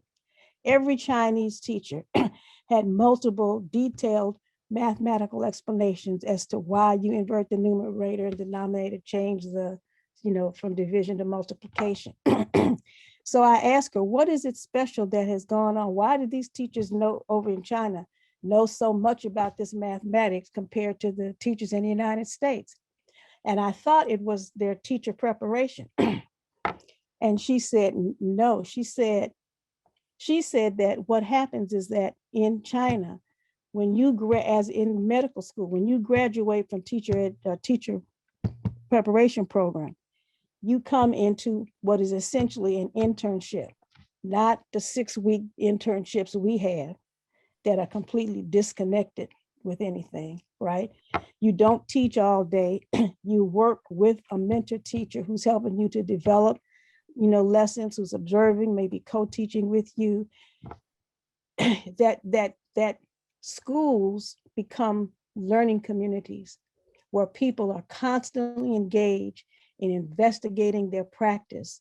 Why? Because the knowledge that you need has to be dynamic and flexible in terms of the science of what you know, science about teaching mathematics or whatever, and the actual little human beings that you're working with. And it becomes more complicated even than medicine or human parenting, because it may be 30 little different human beings. In high school, might be 150 of them. And you've got to figure out, how do I connect the science of what I know about learning, all the stuff we've been talking about, what I know about learning in the subject matter that I'm teaching, and what that means for these different little human beings that are coming before me. And you can't solve that kind of intellectual challenge by yourself. That's why in all these little programs, all little smart doctors come together, because they know that the answer is not in any one of them. And it is in very few places that we have schools and districts organized as like learning laboratories of constant study, constant reflection, and understand you can't buy the commercial curriculum you buy may be a resource that's useful, but it is not going to solve your problem. Mm. And to me, that's part of Dr. Jenkins, the next step. What does it look like, right? Mhm. Is creating conditions whereby certification simply means you get access to a lifelong internship, a lifelong part of a community that it captures the same things we're talking about with children, one in which I feel safe for my principal to know that I'm struggling and I haven't been able to figure something out. You know what I mean? That it's wonderful for somebody to help me look and see that there's some ingenious thing that this little kid, revealed that I couldn't see in the moment, but I got a video of it so I can come back and investigate it. And that's what the profession is about. And then also from a policy perspective, and Dianna mentioned this, is to pay people. In Finland, teachers get paid like engineers. The engineers don't make what the engineers here make, but it says a lot about and in Finland, they will pay for you to get you can't teach without having a master's, and the state will pay for it. Maxine, you've been having some really nice comments in the chat. Would you like to share some of your thoughts that you've been having in this last conversation? Sure. So I'm working the chat because, I'm not trying to get a word in edgewise with these folks. But I think what I was mainly saying is that what I think the alternate future that Dr. Jenkins is referring to, where we might not have testing, would really look like investing in teachers in the ways that Carol is talking about right now, Mm-hmm. right? Investing in opportunities for them to be collaborating with each other, to be mentoring each other, to respect their intellectual work, to respect their professional expertise as human development experts, as cultural workers and political workers who are shaping the next generation of our society, and respecting them in that and providing the supports for that. So that includes obviously paying them more, but also giving them the space and time to do the deep work that is required for teaching and learning. I think right now we have, at least in the secondary context, we have teachers who are teaching, 6 classes a day. Where's the time for them to mentor each other, to collaborate, to really support robust learning in that kind of a schedule? It just doesn't exist. But that is the model that our schools are set upon, right? So when we think about what do we need to do to change the system, testing is a big part of it, but it's not the only part. It's literally how we structure the school day, right? It's literally how we think about our curriculum. And I think for me, all of that is fundamentally based upon what we think counts as learning and what is legitimate knowledge. And when we ask that question and when we're able to answer it in more robust ways, I think the ways that we think about assessment, the ways we think about organizing learning environments, the way we think about teaching have to fundamentally shift in line with that more expansive view of learning. Thank you, Yeah, Maxine. and what I hear too is a more expansive view of knowledge and what counts as legitimate, important intellectual knowledge. And I've been pondering this because I've been thinking a lot about what is the role for the kinds of things young people learn in families and communities for thinking about school learning. And I think for a long time, we've had this notion that it's about using everyday learning as a hook to teach the really important stuff, right? But not to then question how knowledge is framed, how the boundaries of knowledge are framed, whose knowledge gets viewed as legitimate in those school spaces. And so how do we do that as well? And to see knowledge not as a finished, finite, definitive thing, but as something that is continually changing and growing and moving and shifting, because that's what we do in the disciplinary practices, right? That's what mathematicians do. That's what scientists do. Like you're moving beyond the boundaries. And how do we have an orientation to knowledge that's expansive in that way? It's really funny how, and I really appreciate what you just said, how economics, the health of our various countries play a role, and these business leaders play a role in what is important, and too much of a role in terms of the importance of what we should be about. But that influences what happens with our policies at a federal level and at a state level, and then at a local level in terms of what we begin to define as what is important for individuals to learn. And I definitely appreciate the fact of going into giving teachers that space, appropriate time. It's not just teaching every minute that matters, that get the most out of it. And even to go deeper, you need that time. We're making it so laborious now to they're even tired from one class to the next class. And that's not being an excuse. I'm just saying the reality of my 30 plus years seeing it.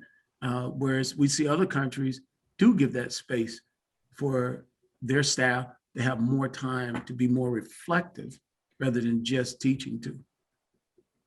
If I could just add one additional slice of this around the teacher prep piece of this, and Maxine and Dianna may want to pitch in here. And if I go back to the medical model in terms of what it is that people are expected to learn in medical school before they go into the internship, I think that teachers need a deep understanding of human development. They need a deep understanding of this broad conception of learning that we've been talking about. They need a deep understanding of the domains in which they're going to teach, which means for elementary school teachers, it's a bigger hurdle because they're teaching across subject matters. That example that I had given about the US teachers who are teaching mathematics, middle school, don't know why you invert the numerator and denominator and change from division to multiplication. Even though Li Ping Ma said all of the supports they get when they're, when they go into the schools, the fact of the matter is they learned that in elementary and high school, the math, the conceptual basis of, of the mathematics. So my only point is, and other people may not agree with me, is that while I'm absolutely advocating the organization of schooling as a learning community for teachers, teaching assistants, all the adults at one level in the building, I'm also saying that when you get that degree or certification to go into what should be this extended, almost lifelong internship, there is basic knowledge I think that you should get out of a teacher preparation program. And I will say, even I'm retired now, but I was in the learning sciences at Northwestern University about 29 years. The fact of the matter, and I kept saying it over and over again, it didn't matter. We had people coming, we were in a learning sciences program and a human development program in which the people coming out of our teacher preparation programs did not have courses in cognition and did not have courses in human development.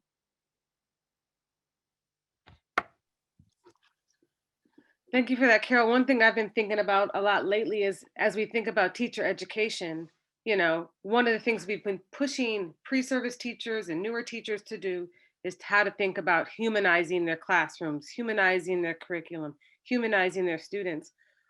But we haven't really had a deep conversation about what does it mean to humanize teacher education. Because as you're talking about it, Carol, teachers are people. And we don't invite them to bring their whole selves into teacher education.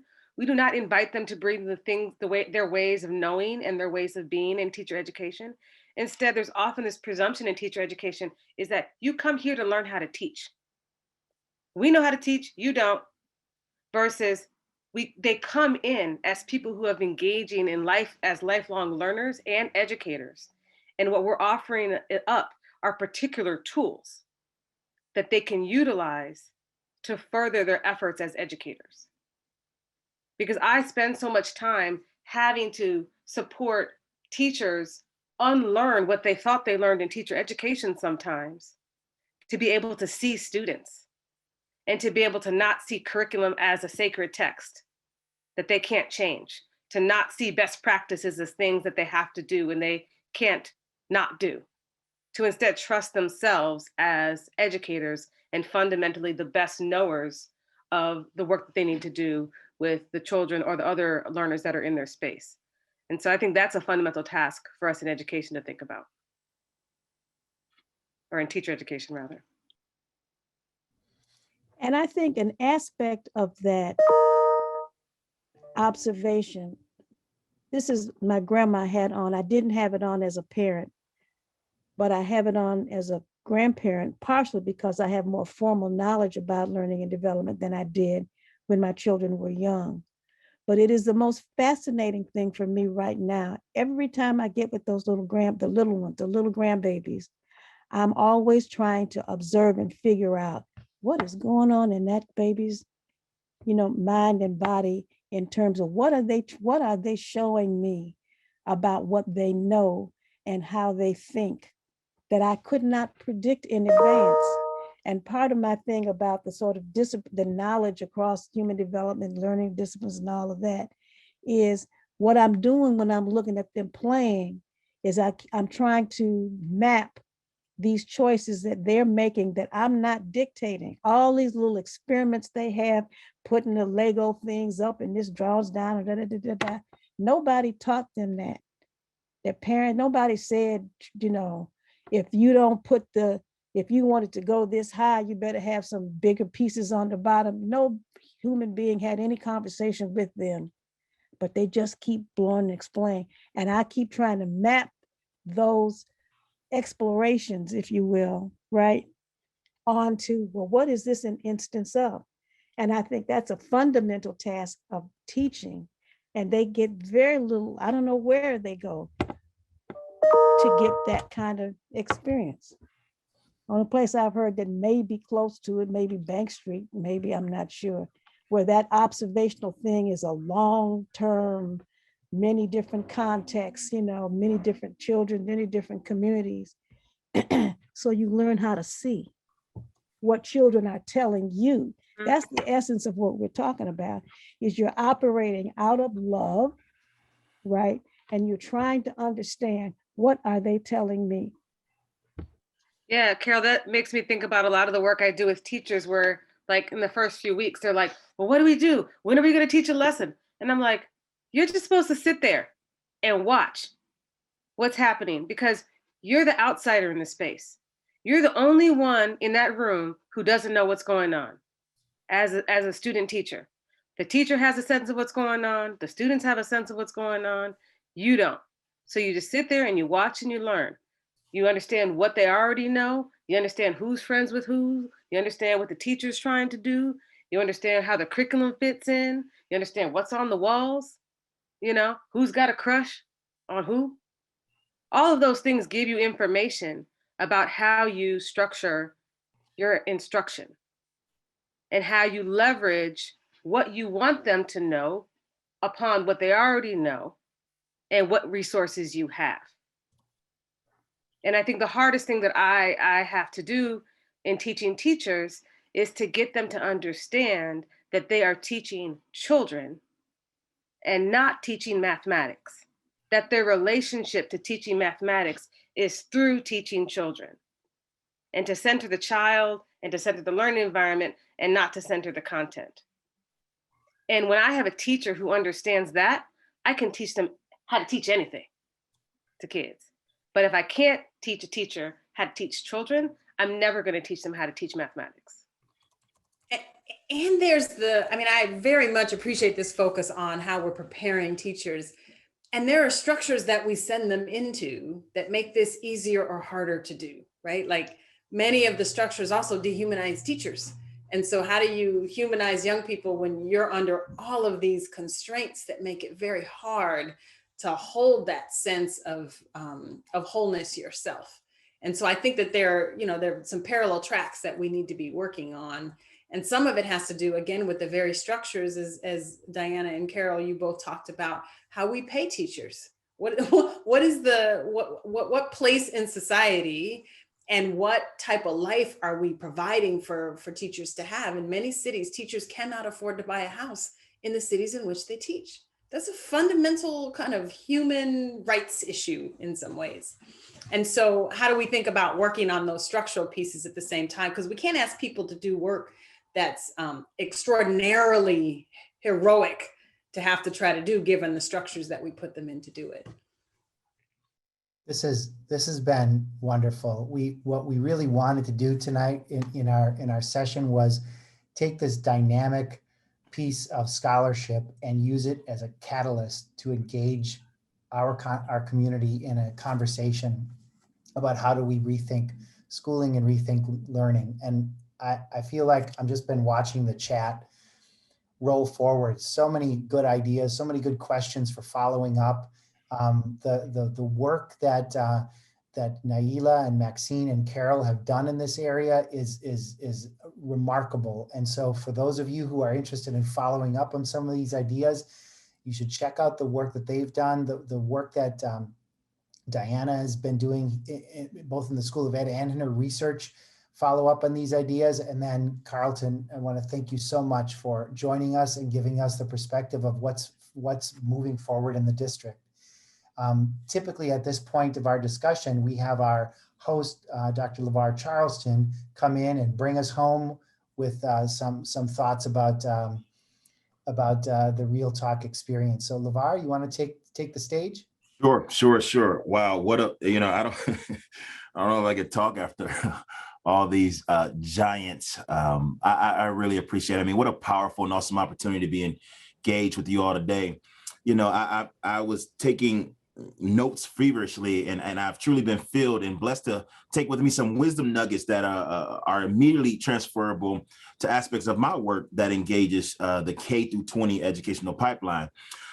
Even as we think about all of our work and finishing the rest of the semester, I'm challenged to think holistically about the complexity and diversity of the economic, the cultural, the social, the political influences that necessitate a more nuanced approach to serving not some, but all of our students. I agree with Dr. Jenkins. I agree with what he said around, we've been conditioned and need to be reprogrammed. I have been conditioned and need to be reprogrammed. This session, I think, corroborated our last session on social emotional learning that takes an interdisciplinary approach to understanding and integrating the cognitive, physical, emotional, and social dimensions of learning, and full recognition that learning is a cultural process, right? Our speakers helped us to understand that the cultural process in which learning occurs means that we cannot separate the essential qualities of life, the essential life functions that involves all aspects of what it means to be human, from our teaching and learning strategies to our pedagogical practices. Dr. McKinney DeRoyster reminded us that learning is fundamentally a cultural process itself, and there's no way to get beyond the cultural nature of learning. So what is the what? What is the why? What is the how people learn? And if we're genuinely prepared to respond to that inquiry, if we truly understand the who, as I've heard several panelists say today, as it relates to learners, we can then begin to include, to mix, to firm up what it means to be a good school, ascribing to what our panelists text described as the RISE method. So, Dr. Lee reminded us that we all have multiple dimensions of identity based on communities of social practice. She told us schools have an essential role as important socializing institutions for the development of children to prepare for the world that they have to navigate. What is our role in that, right? So as we define or redefine what good schools are, as we are rethinking schools and rethinking learning, what is the level of respect we are giving for the complexity and the diversity of the human condition and the resultant human learning? How are we equipping ourselves to be culturally in tune with the varying needs of our learners? Where are the pockets of excellence, even across subject areas and subject matters? The interdisciplinary curricular assets we need to employ to optimize student learning outcomes based on the needs of the learner. We've heard from the experts and we read about some of the best practices. I always say best practices are merely a starting point. What are the ways in which we can adapt these best practices to meet the needs of our students and our spheres of influence and our communities? There is, this is where I'm reminded of my colleague, Dr. Barker's works on improvisation, right? This is not simply for the Actors Guild. We talked about arts and infusing arts and having arts be at the center of our work. In fact, to do teaching and to do it well, we must employ a cadre of constituents to support the teaching and learning enterprise in one way or another, including parents, including families, including communities, and the like. So this necessity has been ever so present in the wake of COVID-19 pandemic. To be sure, collaborating with the village enables us to holistically address the socio-emotional development needs of young scholars, as Dr. Nasir so eloquently reminded us. Collaborating with the village keeps us honest as it relates to building relationships with students, promoting and ensuring they have agency and a stake in their own developmental processes, and making sure that they both find and utilize their voice. We must not only ourselves know who they are, we must know that they know who they are. And the rest of the village needs to know who they are as well. And so as we know that our efforts are bearing fruit, let's say it this way. We will know that our efforts are bearing fruit through the constant cycles of assessment, both formal and informal, as Dr. Jenkins and others have reminded us. I love what Dianna Hess said. She said, we have to focus intensively on what we mean by working and for whom. We have to keep designing and redesigning. I add that extra redesigning on there to ensure that it's working really well. So how are we assessing learning through the lens of what we learned from the RISE framework in the text that we referenced today? What are the juxtapositions between what good schools do and what good schools don't do? How are we or are we not holding ourselves accountable? How are we or are we not recognizing and prioritizing the unique experiences of our diverse students? How are we or are we not ascribing to the Western approach of teaching and learning, the one-size-fits-all model that has failed us over and over and over again? How are we constraining or not constraining the academic disciplines in which we are the experts that oftentimes govern our approaches to teaching and learning? To be sure, learning necessitates that we understand where people are and to meet them there, to enable them to excel and provide multiple varying ways by which they can easily enter the learning paradigm, moving beyond the traditional methods and modes that have historically and religiously been prescribed through the lens of a privileged white Western thought and practice. A wise person once said, you cannot dismantle the master's house with the master's tools. And the tools we use as we rethink teaching and learning should help remove the barriers to learning, not reinforce them. Heretofore, most of our education systems, we clearly have been doing it wrong. But as Dr. Nasir reminded us, our systems can change. I took so many nuggets y'all don't even know. Our systems can change when the conditions change and the values change. We know that students can be impacted in a multitude of ways based on what's happening in society, what's happening in their homes, and what's happening in schools. So how do we identify and address the stress, the trauma, and or the social emotional needs of students if we have not done our homework to truly understand human learning and development? If we do not take into account the multifaceted and complex lives our students lead that inform how they come to us and importantly, how we come to them, then we're doing it wrong. So our transitions back into the classroom and the easing of restrictions is the perfect time, in my opinion, to rethink our approaches to teaching and learning, as we have already learned a great deal from the learning spaces we've had to innovate due to COVID-19. We must center the whole child. We must build partnerships with other programs and community organizations and building alliances across our communities so that our students can rise, pun intended, and thrive in an environment where humanity is at the center of positive educational resulting in occupational, holistic, positive outcomes. Our kids are powerful. They are capable. They are at our institutions both on purpose and for a purpose, and we must continue to educate them, lift them up, empower them, and center them in our work rather than centering ourselves which occurs often, all too often in education. So to be sure, there's no more appropriate place where our kids should be allowed to be the experts than in the learning environment, the physical, the social, emotional, cultural, cognitive, every single dimension of learning. As Maxine offered, we have to leverage the best of what we know about learning to create broader views of learning. And finally, I'll leave with this quote from Dianna Hess to say that just as schools need to change for young people, they need to change for adults. So it's up to us to ensure that our institutions are working as learning organizations and getting the best out of our students. I'll speak for the entire RTRC coordinating committee when I say this has been a worthwhile adventure. And I say that for some of you who don't know, who came in late, this is our last RTRC event of the academic year. This has been a learning community. This is a place where we've been able to capacity build. And so I hope you all will tune in next academic year as we continue our Real Talk for Real Change Equity Symposium series. And for those who have missed any of our events, please see the link in the chat. I think somebody's going to put it in there to our website, or it's going to be on screen. To tune in whenever you want to do some capacity building. For me, these things are a shot in the arm, and it's a reminder that change can happen. So thank you all to the panelists, to the facilitators, to Play staff, to Justin Brown from OEDI, and to all of you who participated in this event. Special thanks to the Wisconsin Center for Education Products and Services, the School of Education's Impact 2030 Initiative, and Dean Dianna Hess for helping to make all of this possible. I leave you all, as I always do, with my favorite quote from Margaret Mead: never doubt that a small group of thoughtful, committed citizens can change the world. Indeed, it's the only thing that ever has. Thank you all again for coming. I think there is going to be a link to an evaluation or some sort of short survey, and we will see you all the next time.